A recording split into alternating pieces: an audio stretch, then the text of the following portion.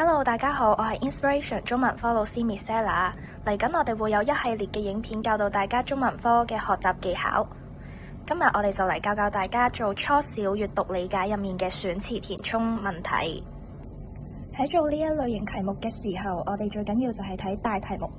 題目要求我哋喺文章嘅第一段揾答案，咁我哋陣間嘅目光就會移到文章嘅第一段。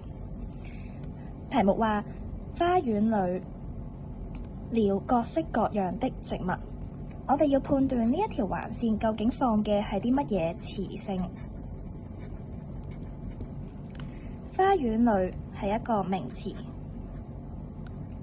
各式各樣的係一個形容詞。咁我哋就知道橫線呢一度可以放一個動詞。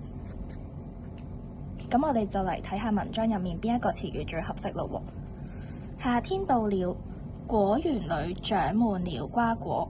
咦？呢一個句子同我哋嘅問題非常之相似喎。花園裏呢度就變成果園裏。乜乜了各式各樣的植物，呢度就變成了瓜果。咁我哋就揾到啦。長滿就係嗰個動詞，我哋應該要放喺呢一條橫線上面。第二條嘅問題就會交俾大家試下做啦。如果知道答案嘅小朋友就留言話俾我知啦。